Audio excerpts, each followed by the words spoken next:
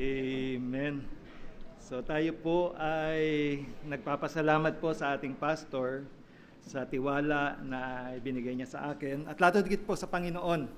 Sabi ko nga po, ang pagtayo po sa inyong harapan, ito po ay mercy, grace, and blessing from God. Dahil I'm just a sinner saved by grace. Kaya nga ngayong umaga po, tayo po tayong lahat at basahin po natin ang salita ng Diyos na ating pong pag-aaralan. Isaiah chapter 9 and verse number 6. Isaiah chapter 9 and verse number 6.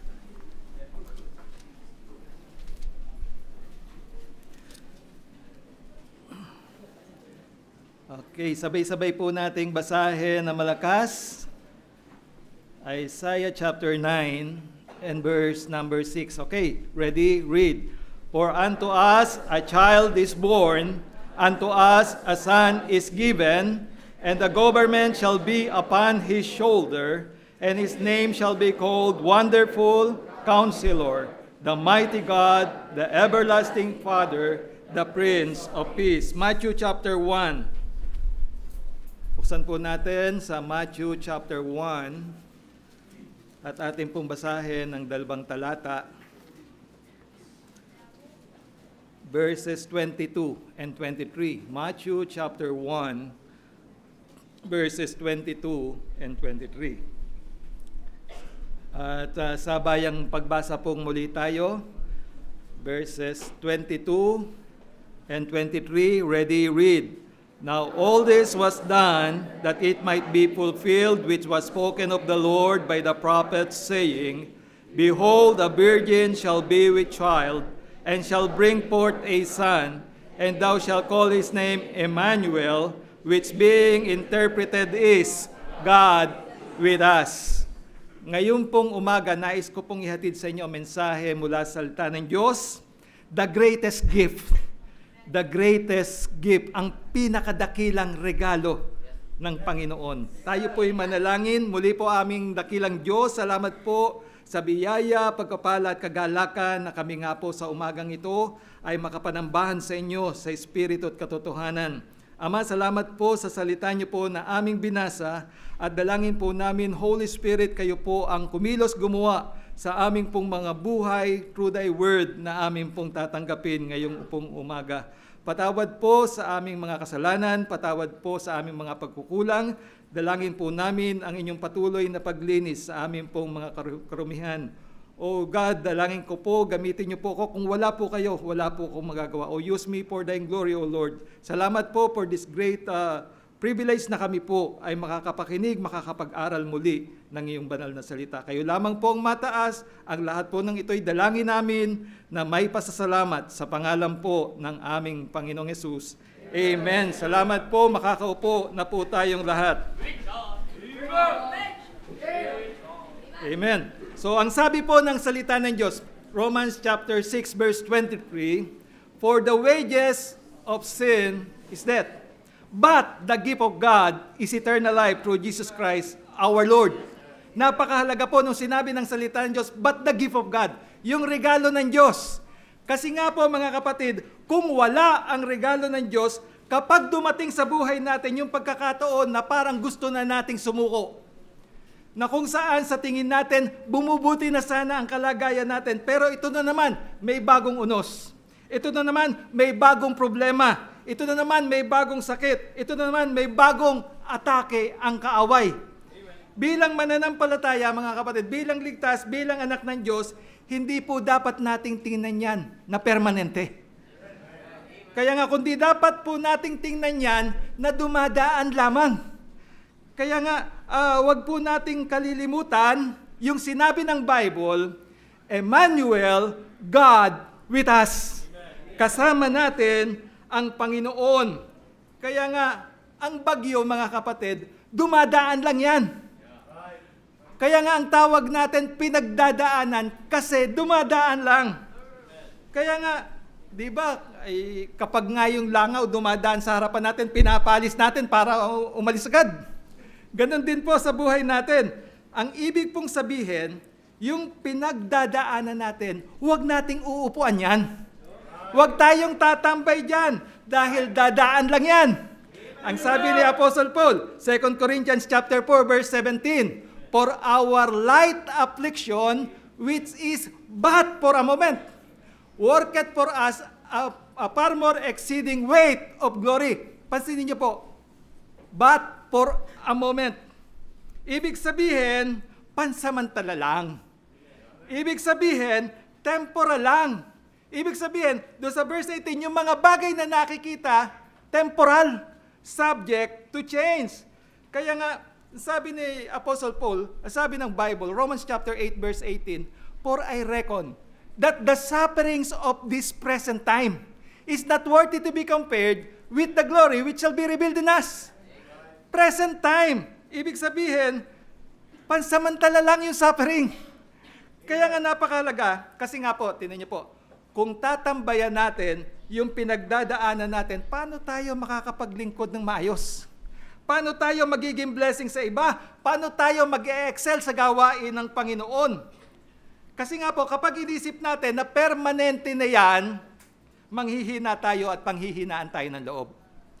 Na kung saan manghihimagod tayo na gusto nating sumuko, tumigil at tumayaw na. Kung wala ang regalo ng Diyos, mga kapatid, sasabihin natin, tigil muna ako. Bakit? Sunod-sunod kasi yung nangyayari sa buhay ko. Kumbaga sa termino ng tao, sa kaisipang tao, yun nade-demoralize na. Maraming salamat sa regalo ng Diyos. The gift of God. Ang sabi ng awitin, the greatest gift from the greatest love. Kaya nga, ano yung sabi sa John chapter 3 verse 16? For God so loved the world that He gave His only begotten Son, that whosoever believeth in Him should not perish but have everlasting life. Nung sinabi ng salita ng Diyos, for God so loved the world. Yung salitang so, love the world. Ibig sabihin ng so love, immeasurable. Hindi kayang sukatin. Pag sinabing so love, it is incomparable. Hindi mo pwedeng ikumpara sa kahit anumang uri ng pag-ibig. Pag sinabing so love, ibig sabihin, incomprehensible. Hindi kayang masayod ng isipan ng tao. Kaya nga bilang mga anak ng Diyos, bilang ligtas, as a recipient of God's gift, dapat ang lakad natin, mga kapatid, sa pananampalataya. 2 Corinthians chapter 5 verse 7, for we walk by faith and not by sight. We walk by faith, not by sight. Ibig sabihin, regardless kung ano nakikita natin, regardless kung ano nangyayari sa atin, regardless kung ano yung sitwasyon natin ngayon, kung ano ang condition natin, kung ano ang nararamdaman natin, tatandaan natin, Emmanuel, God with us. Kasi kapag by faith, ang panghahawakan natin, ang pagtitiwalaan natin, ang pagsasandigan natin kung ano ang sinabi ng Diyos. Kaya nga, ang sabi doon sa Galatians chapter 4 and verse number 4. Saan niyo po? Galatians chapter 4 and verse number 4. Ang sabi ng salita ng Diyos, but when the fullness of the time was come, God sent forth His Son, made of a woman, made under the law. Ang sabi sa verse 5, to redeem them that were under the law, that we might receive the adoption of sons. Ano pong itinuturo po sa atin? God has always an appointed time for everything. Amen. Kaya kasi pwede, sabi ko nga, pwede kasing ipanganak ang Panginoon during the divided kingdom.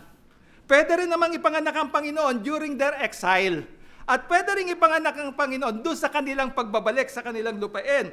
Pero may itinakdang araw po ang Panginoon. Ang sabi ng Bible, fullness of time.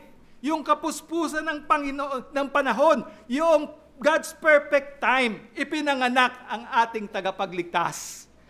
Kaya nga sa buhay natin, kung hindi po tayo matututo maging patient, kung hindi po tayo matututo maging mapaghintay sa Panginoon, na ang nangyari, na inip na tayo, na pinangunahan natin ang Panginoon. Ano ibig sabihin? Yung gusto na natin ang nasunod. Yung plano natin ang gagawin natin. Yung pamamaraan na natin ang susundin natin, ano ang magiging resulta? Mauunsyami tayo. Madidismaya tayo. Madedepress tayo. Masasaktan tayo. Kaya nga sa Bible, mga kapatid, ang buhay natin bilang Kristiyano, inihalin tulad po yan sa isang agila, Isaiah 40 verse 31. But they that wait upon the Lord shall renew their strength. They shall mount up with wings as eagles. They shall run and not be weary. They shall walk and not faint. At napaka-interesting po mga kapatid. Alam niyo po ba, kapag yung babaeng agila ng itlog, araw-araw niya yung lilimliman. At yung itlog, alam natin, may shell po yan. Kung mata lang natin, kung naked eye lang po ang gagamitin natin, hindi natin makikita yung nasa loob. Yung mother eagle, araw-araw naglilimlim siya. Araw-araw naghihintay siya. Araw-araw nagpapatuloy siya regardless of outside condition. Regardless, even she's not seeing the inside condition of the egg. Kaya nga on the 35th day, yung eaglet na nasa loob, tutukain niya yung shell from the inside. At kapag nabasag na yung shell, lalabas yung eaglet. Sa buhay po natin mga kapatid, sa mga ipinagpe-pray natin, sa mga hinihintay natin sa Panginoon na dumating at mangyari sa ating buhay, dapat maging katulad tayo ng mother eagle. Yung eagle nag-iintay. Yung eagle nagtitiyaga. Kahit wala siyang nakikita, patuloy lang siya. Kaya nga sa buhay natin, maaaring iba yung nakikita natin sa hinihintay natin sa Panginoon. Maaaring iba yung nararamdaman natin sa ipinangako ng Panginoon. Pero katulad ng mother eagle, we may not see the life inside from the outside. We may not see the development inside from the outside until the day, on the 35th day, the eaglet will come out. Kaya nga sa buhay natin, meron God's appointed time. Na yung saradong pintuan, in God's time mabubuksan. Na yung mga bagay na hindi mo maintindihan, in God's time maiintindihan natin. Kaya nga ang prayer ko ngayon, hindi na, Lord, pagpalain niyo po ang gagawin ko. Kundi ang prayer ko ngayon, Lord, bigyan niyo po ako ng wisdom na yung gagawin ko, yung pagpapalain mo. Kaya nga napakahalaga po. Bago ipinanganak ang Panginoon, meron tinatawag na 400 silent years. Walang propeta na nangangaral ng salita ng Diyos. But when the fullness of the time was come, ipinanganak ang Panginoon. Kaya nga, let us walk by faith. Kasi when we walk by faith, we will quit being discouraged. When we walk by faith, we will quit being disappointed. When we walk by faith, we will quit blaming others kasi may appointed time ang Panginoon. Kaya kapag by faith, ibig sabihin, naaayon po yan sa salita ng Diyos. Kapag by faith, we are in the right path. All we need to do is wait for God's timing. Kaya nga tatandaan po natin, araw-araw sa buhay po natin, every day in our lives, we all have choices to make. Merong choices tayong gagawin. May decision tayong gagawin. And all we need to do is to look at what God says na mangyayari. And all we need to do is that we should be doing kung ano yung sinabi ng Panginoon while we are waiting. Kaya nga tinan niyo po mga kapatid, tayo po bilang tao, oo, may pagkukulang tayo sa nagdaang panahon. Oo, may pagsablay tayo sa nakaraang bahagi ng buhay natin. Pero tinan niyo po, Ephesians chapter 5 verse 17. Ano po ang sabi ng salita ng Diyos? Ephesians chapter 5 verse 17. Ang sabi po ng salita ng Diyos, wherefore be ye not unwise, but understanding what the will of the Lord is. Kaya nga, mahalaga po ito. Bilang mananampalataya, una, we need to be wise. And we are wise when we learn from our mistakes. We are not wise if we are not learning from our mistakes and we are keep on doing it. Na doon na tayo natisod, uulitin pa rin natin. Na doon na tayo nadapa, doon na tayo pumalpak, doon na tayo nasaktan, uulitin pa rin natin. Huwag na po tayong mabuhay sa nakaraan. We need to be wise. We learn from our mistakes. Pangalawa, we need to be wiser. Anong ibig sabihin yan? We learn from other mistakes. Tandaan po natin mga kapatid, napakaikli ng buhay natin para sa yangan natin. Na dyan na napahamak yung iba, na dyan na napariwara ang buhay ng iba, tapos dadaanan pa rin natin. Kaya nga, be wise. We must learn from our mistake. Be wiser, we learn from other mistakes. At pangatlo, we need to be yet wiser. Anong ibig sabihin? That we learn from other success. Ito yung ginawa ng mga mananampalataya ng Old Testament and even in the New Testament. They follow the Lord, they obey the Word of God. Ang sabi sa Joshua chapter 1 verse 8, they are now prosperous and they have good success. Kasi tandaan po natin mga kapatid, wala tayong magagawa sa nakalipas na buhay natin kung doon pa rin tayo mabubuhay. Anong mangyayari? We will miss our God-given opportunity and privileges today. Kaya nga, alam niyo po, ang Christmas in the Bible, buksan niyo po, Luke chapter 2, verse 11. Luke chapter 2 and verse number 11. Anong sabi ng Bible? Anong sabi ng salita ng Diyos? Sabi ng salita ng Diyos, for unto you is born this day in the city of David a Savior, which is Christ the Lord. Ito ang Christmas. May tiyak na araw na ipinanganak ang Panginoon. Ang sabi, for unto you is born this day. Sino ang ipinanganak? A Savior. Sino po yon? Which is Christ the Lord, anak ng Diyos na nagkatawang tao. Saang lugar? In the city of David. Lahat ng yan, mga tiyak na bagay. Yan ang katotohanan. Kaya nga, napakahalaga po mga kapatid, sabi nga nung awitin, ang Pasko'y kapanganakan ni Jesus, siya na sa atin ay tumubos. Kaya nga, don't view Christmas as the world view Christmas. Don't define Christmas as the world define Christmas. Don't take Christmas as the world take Christmas, and don't celebrate Christmas as the world celebrate Christmas. Kasi nga, when we celebrate Christmas as the world celebrate Christmas, may taong masaya, may taong malungkot. Bakit ko nasabi yan? Gawa nung awitin. Ang Disyembre ko ay malungkot. Yan. Anong sabi? Paano na ang Pasko? Inulila mo. Eh paano? Sine-celebrate ang Christmas as the world celebrate Christmas.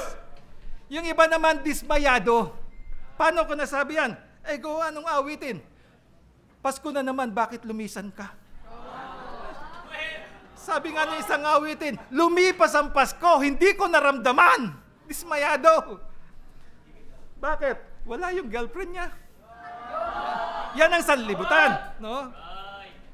Kaya nga tinan niyo po, to others, sa marami, ang Christmas sa kanila, they want to get more and spend more for themselves. Kaya tinan niyo po, tuwing Pasko, madami ang nanghihingi ng pera sa parking lot, even sa lansangan. Marami ang namamahay-mahay, nanghihingi ng pera, bumabati pa, Merry Christmas po. Pero wala ang tunay na kahulugan ng Pasko sa kanilang puso at isipan. Bakit ko nasabi yan? Nung mag-withdraw ko doon sa land bank ng UPLB, doon sa ATM, nagulat ako. Pagpasok ko, tinabihan ako ng 3 lalaki. Ang lapit sa akin. Tapos ipinasok ko yung ATM, habang ipinepress ko yung pin, nakatingin pa rin. Habang kinuha ko yung aking perang withdraw, nasa katabi ko pa rin. Alam niyo, tinanong ko, bakit may Pasko? Sino pong ipinanganak? Hindi na masagot. Ay di naging bahagi yun para ma-share ko ang gospel. Amen. Hindi ko na tinanong kung bakit nila ako tinatabihan. Hindi ko alam ang motibo nila. Pero sabi ko, mga kapatid, No? Dahil magkakapatid na tayo, ini-invite ko kayo sa Christian Bible Baptist Church. Taga-tuntungin lang sila. Kaya nga napakahalaga po, no?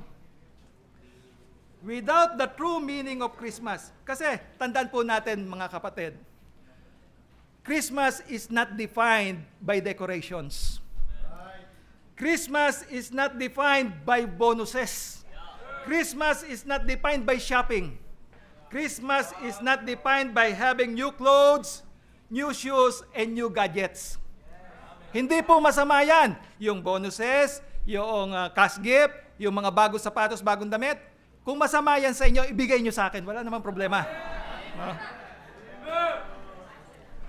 Pero mga kapatid, kung dahil wala tayong bagong gadget, wala tayong bagong sapatos, bagong damit, palulungkutin ba natin ang sarili natin? I-discourage ba natin ang sarili tayo dahil wala niyan? Kaya nga, kung walang bago, hindi na ba may celebrate ang Pasko? Kaya nga napakalaga po, Christmas is not materialism. Christmas is not commercialism. Kaya sa panahon ng pagdiriwang sa libutan, ang daming nagtitinda ng mga dekorasyon. No? Kaya nga nung isang araw, sabi sa bahay, bakit ang dami mong inuwing pot holder? Ang dami mong inuwing yung clothes rack, yung basahan. Ang dami. Bakit ang dami mong inuwi? Ay sabi nung nagtitinda, Sir Pogi, bili kayo. Ay Pogi ako eh, bumili ako marami.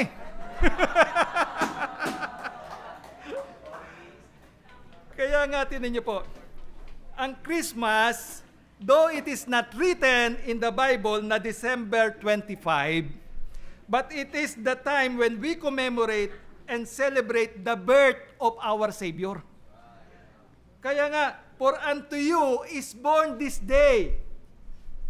Isang araw ipinanganak ang Panginoon. Yan ang katotohanan.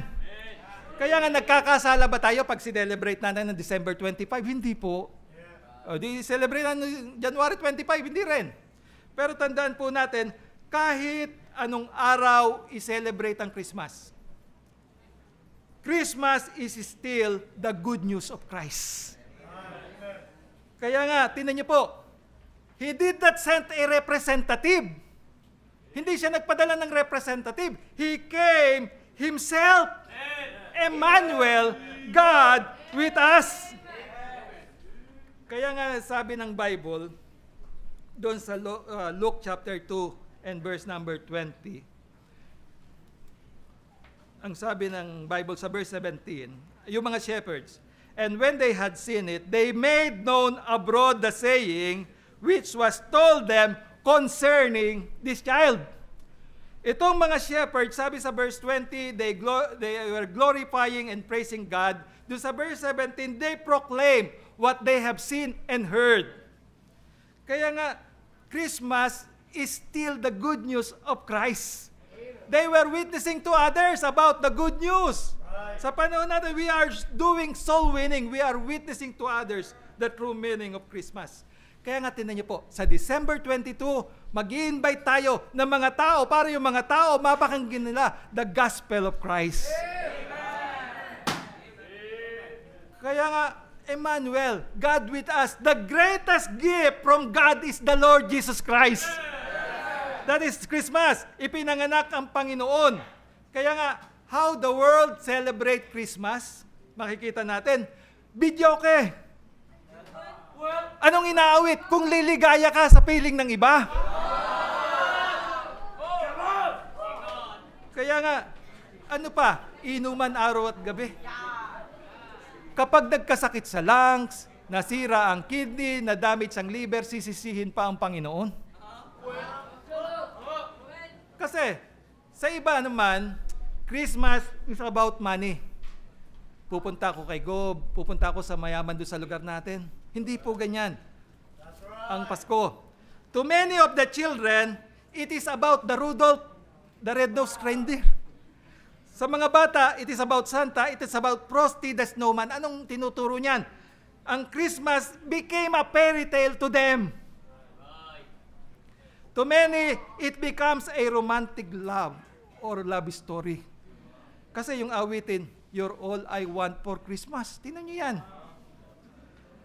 Kaya nga to many, Excited sa gift na matatanggap, excited sa pagkain na kakainin. Ngayong yung masarap at mamahaling pagkain. Sa Paskong darating, Santa Claus, may ako rin. Tingnan nyo yan. May candy, tsokolate, peras, peras, kastanyas na marami. Kaya nga't makikita po natin, Christmas is about the greatest gift of God. For God so loved the world that He gave His only begotten Son, that whosoever believeth in Him should not perish but have everlasting life. February 5, 1987, doon sa library ng Perpetual Health College, I heard the good news of the Lord Jesus Christ. I received the greatest gift of God. Ang araw na yon. Romans 6:23, but the gift of God is eternal life through Jesus Christ our Lord. February 5, 1987, that is the day I got saved. That is the day I become the child of God. Naandun yung unspeakable joy sa puso ko. Naandun yung unspeakable peace sa puso ko. Dahil alam ko ang katotohanan, I don't deserve heaven, pero sa biyaya ng Panginoon, dahil sa Panginoon, pupunta ako sa langit. Yung katotohanan, what I deserve is hell, pero because of God's mercy, hindi na tayo pupunta doon. Kaya nga, ang sabi nung awitin, a love like this I cannot comprehend. Hindi maasayod ng ating isipan. Kasi nga po, as a sinner, we don't deserve anything from God. Pero sabi nga nung such love, how God should love a sinner such as I. How the Lord should die in my place. The Lord, He died for me when I was His enemy. Paano natin masasayod ng isipan yan? Kaya nga, without the greatest gift of God, how can we get saved? Anong buhay po ang meron tayo without the greatest gift of God? Anong kahulugan ng buhay? Anong saysay ng buhay? Anong pakinabang makamtan mo ang buong sanglibutan without the greatest gift of God? Kaya nga maraming salamat because of the greatest gift, natanggap natin yung katotohanan. The Lord Jesus Christ, He loved me and died for me. In love, He took my place. Dapat tayo yun eh. Sabi ko nga kanina, doon sa first time visitors class, dapat tayo po yung sinampal, tayo yung dinuruan, tayo po yung nilatigo, tayo kinoronahan ng tinik, tayo nagpasa ng mabigat ng krus, tayo yung ipinako, dahil ang Panginoon, walang kasalanan, tayo ang makasalanan. Kaya nga, this is the greatest gift. Not only that the Lord loved us, He died for us, nung tanggapin natin siya bilang tagapagligtas mula noon, He is with us all the time, even for eternity. Anong hihigit pa dyan? Kaya nga, there will never come a time, hindi magkakaroon ng oras sa buhay natin na mag-iisa tayo. Bakit? Emmanuel, God with us. Kaya napakahalaga po. This is the greatest gift. The great Creator became my Savior. This is the greatest gift. He loved me and died in my place. Namatay siya para tayo mabuhay, magkaroon ng buhay na walang hanggan. Ang sabi ng Bible, He became poor that we through His poverty might become rich. Ang sabi ng Bible, He is with us, He will never leave us nor forsake us. This is the greatest gift. Our Lord Jesus Christ, siya yung ating kalakasan. Ang Panginoon, siya yung ating kagalakan. Ang Panginoon, siya yung ating kapayapaan. The Lord Jesus, He is our song. He is our Alpha and Omega. He is our life. He is our light. He is our portion forever because of God's greatest gift. Kaya nga, He is more than enough for me. Sabi ng psalmist, the Lord is my shepherd, I shall not want. Kaya nga, there is no greatest gift. There is no greater gift than the gift of salvation. Ang sabi ng awitin, Ang Panginoon, He gave His life. What more could He give? Ang sabi nung Romans 8:32, ang Ama, He that spared not His own Son, but delivered Him up for us all, how shall He not with Him freely give us all things? Kaya nga sabi ko nga dati sa devotion ko, may isang tatay, bumili ng napakalaking lupa, tinayuan ng napakagandang basketball court, covered court, air condition. Talagang modern basketball court. Ngayon, iniregalo yan ng tatay doon sa anak. Sa palagay nyo, pagkakaitan ng tatay, nabigyan ng isang bola? How shall He not with Him freely give us all things? Sinaud ng Panginoon, yung greatest problem of our lives, yung kapahamakan sa impyerno, yung pa kayang maliliit na problema natin. Kaya nga napakahalaga mga kapatid, bakit tayo magwo-worry? Emmanuel, God with us. Bakit tayo mababalisa? Emmanuel, God with us. Bakit tayo mababagabag? Emmanuel, God with us. We receive the greatest gift at hindi natin ipagpapalit yan. Hindi ko ipagpapalit yan. Nawawala ang joy ko na ngayong December, magsasayaw ako sa company presentation. Hindi ko ipagpapalit the joy of the greatest gift na doon sa school magsasayaw ako dahil mayroong presentation. Hindi ko ipagpapalit yan sa pag-awit ng worldly song. Hindi ko ipagpapalit yan sa pag-iinom ng alak na magko-compromise na ako. Hindi ko ipagpapalit because this is the greatest gift. Kaya nga, let us choose to do His will. Let us choose to please our God as a recipient of God's greatest gift. Kaya tayo magso-soul winning, patuloy magso-soul winning because we want to please our God. Bakit tayo magba-Bible study? We want to please our God.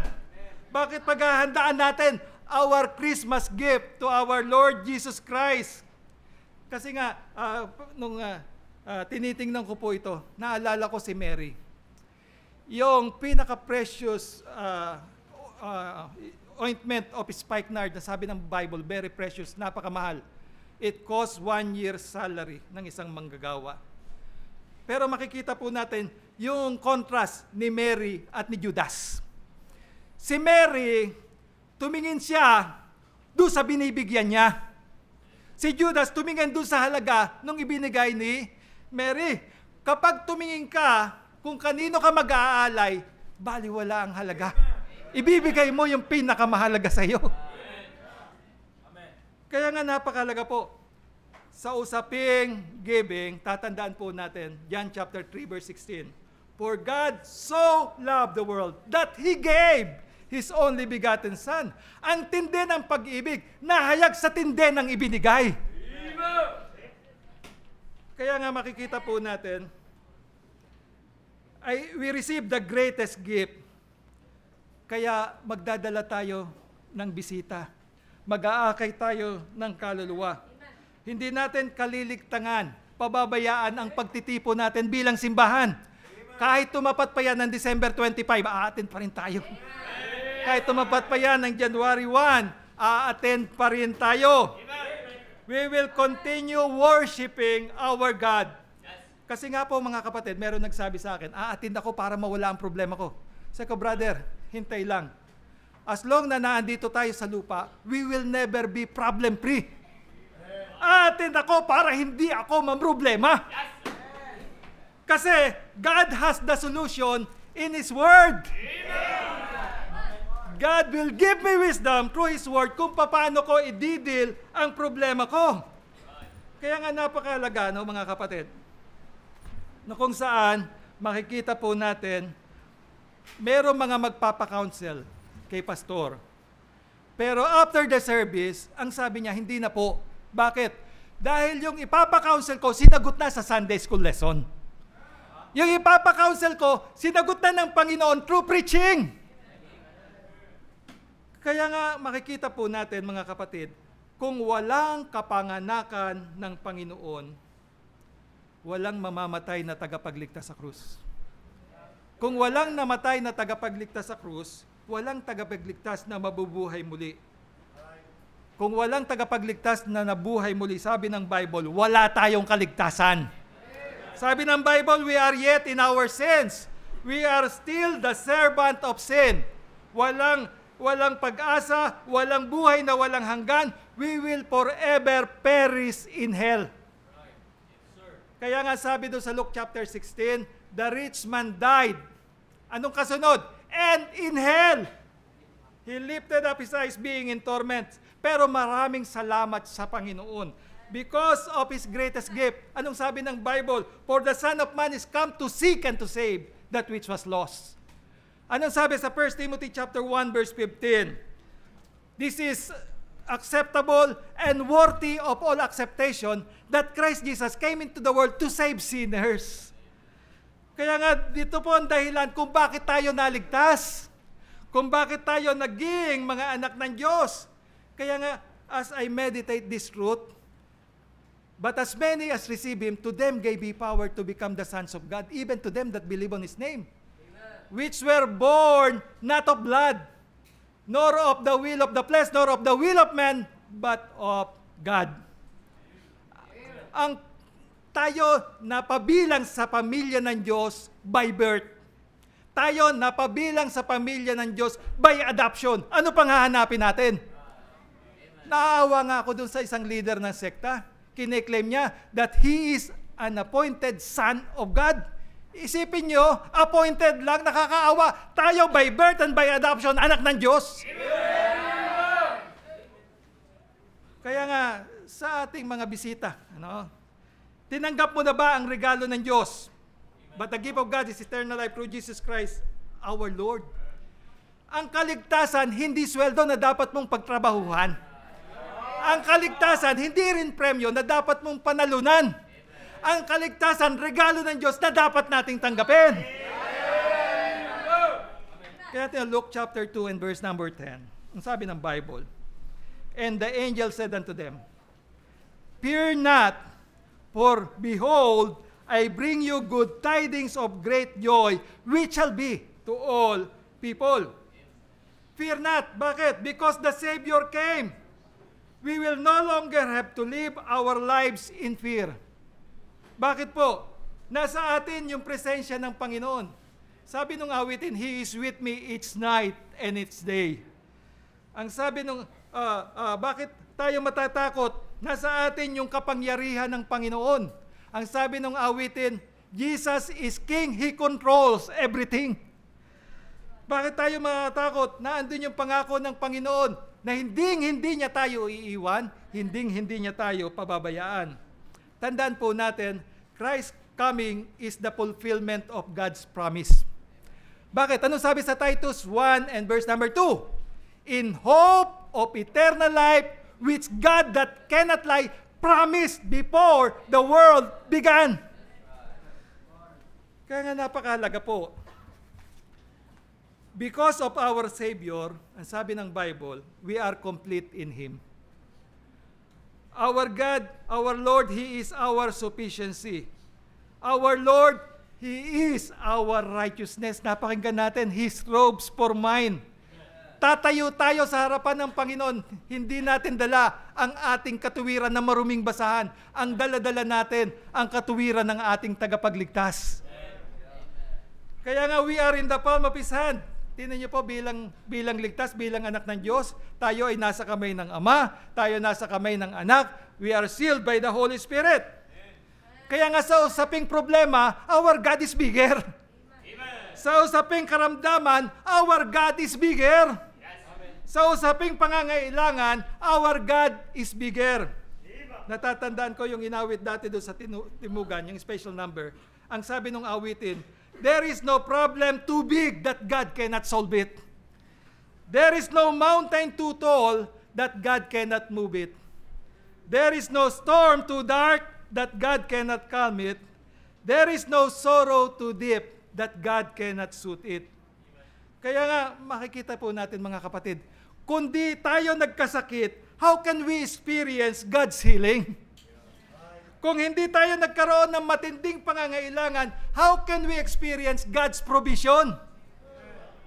Kung walang battle, kung walang laban sa buhay natin, paano natin ma-experience that the battle is the Lord's? Paano natin ma-claim ang tagumpay mula sa Panginoon? At kung hindi tayo maglilingkod, mga kapatid, how can we experience God's enabling grace? Sabi sa 1 Timothy chapter 1 verse 12, and I thank Christ Jesus our Lord, who hath enabled me. For that He counted me faithful, putting me into the ministry. Tatandaan po natin, mga kapatid, kung ano po tayo ngayon, kung ano ang nagagawa natin ngayon, yan po ay dahil sa kapangyarihan ng Panginoon. Kaya nga dahil, because of the gift of God, ano ang katatakutan natin? If the Lord will tarry is coming, anong katatakutan mo sa bukas? Anong katatakutan mo next year, this 2024? Ang sabi ng awitin, my Redeemer is faithful and true. The gift of God freed us from the slavery of sin. The gift of God freed us from the past. Kaya nga, we can now serve God without fear. Walang takot. Makakapagsuko tayo ng buhay sa Panginoon without fear. Ang sabi sa Luke chapter 1 verse 74. That He would grant unto us that we being delivered out of the hand of our enemies might serve Him without fear.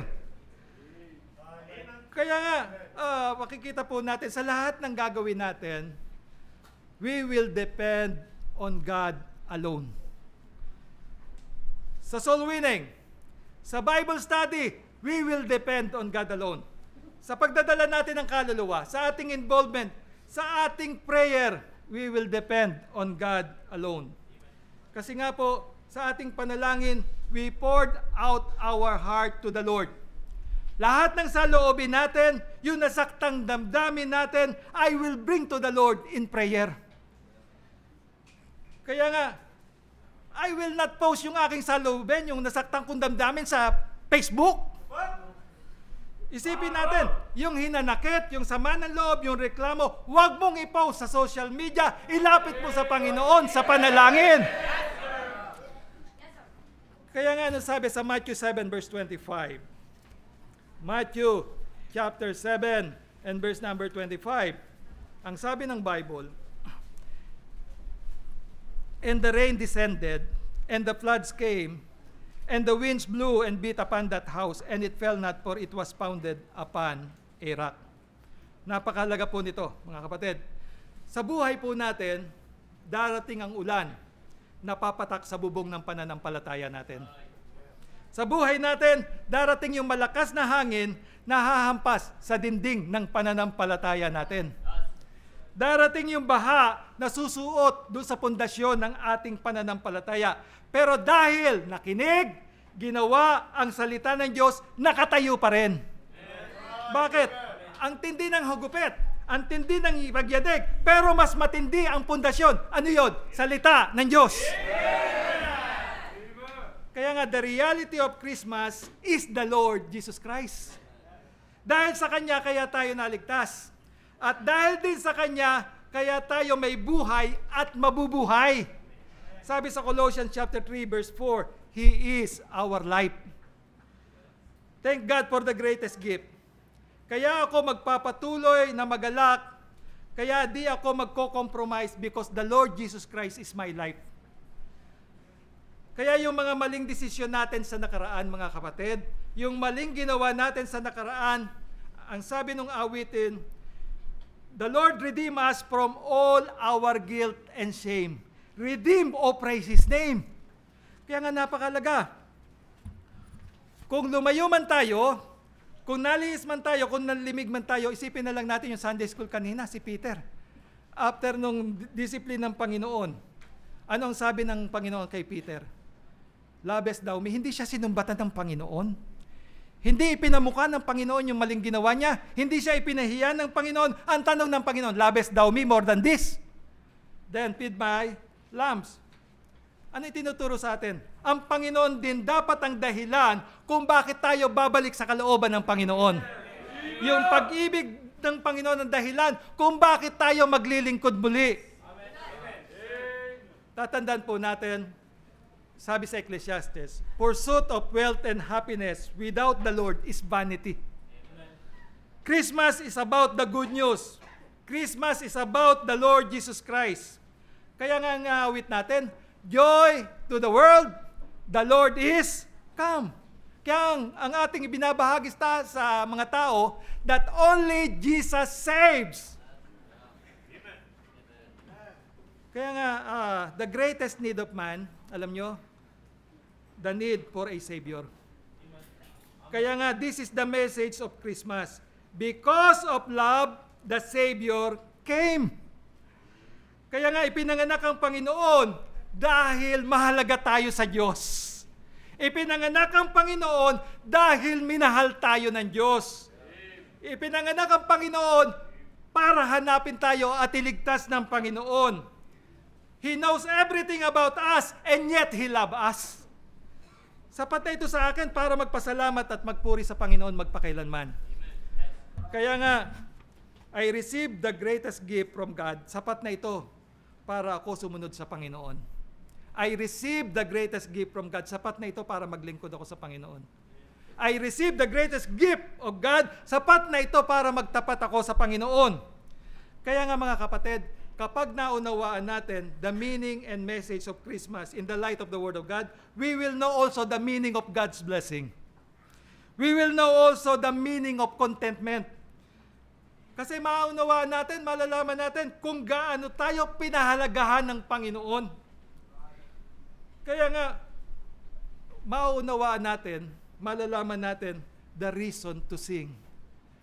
The reason to serve the Lord and the reason to live. Tingnan niyo po, because of God's gift, we are saved forever. We will forever be called the sons of God. Because of the Lord, our labor is not in vain in the Lord. Kaya nga makikita po natin, walang darating na oras sa buhay natin na mag-iisa tayo, Emmanuel, God with us. Even in the valley of the shadow of death, sabi ng psalmist, I will fear no evil, for thou art with me. Emmanuel, God with us. This is the greatest gift. May Christmas dahil minahal tayo ng Diyos.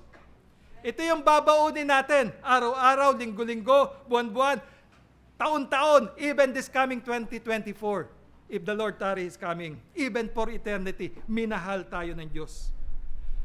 May Christmas dahil ipinanganak ang Panginoon, at ipinanganak ang Panginoon dahil minahal tayo ng Diyos. Amen. Tayo po tayong lahat, pasalamatan po natin ang Panginoon. Tayo po'y manalangin.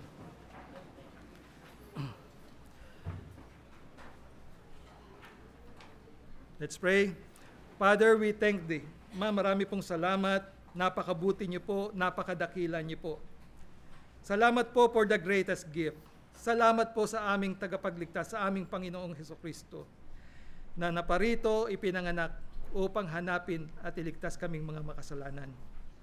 Salamat po na minahal niyo po kami ng sobra-sobra na hindi masukat, Panginoon. At dalangin po namin, Panginoon, ang puso at damdamin at pangangailangan ng bawat isa sa umagang ito, Panginoon. Anumang sitwasyon, anumang kondisyon na meron po kami, na lagi po naming tatandaan, Emmanuel, God with us. At ito po ang aming sandigan, panghawakan, upang kami po ay magalak na susunod at maglilingkod sa inyo. At kung kami man po, Panginoon, ay may pinagdadaanan, ang mensahe pong ito ang aming maging kalakasan. As a recipient of Thy greatest gift, O Lord, use us, O Lord, by Thy grace and power to share this great gift to others.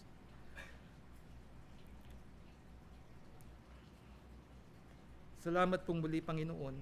Salamat po sa inyong dakilang pag-ibig, sa inyong kabutihan. Ang lahat po ng ito ay dalangin po namin, pasasalamat sa pangalan po ng aming Panginoong Hesukristo. Habang ang bawat isa po ay nakapikit, nakatungo, ngayon po na ipinahayag po sa atin ang katotohanan through the Word of God, what Christmas is, na minahal tayo ng Diyos, Emmanuel, na kasama natin ang Panginoon, and God is for us. Kung saan po bahagi ng usap ang Panginoon sa ating pong mga puso, sa ating buhay, the altar is wide open. Dalhin po natin sa Panginoon dito po sa altar.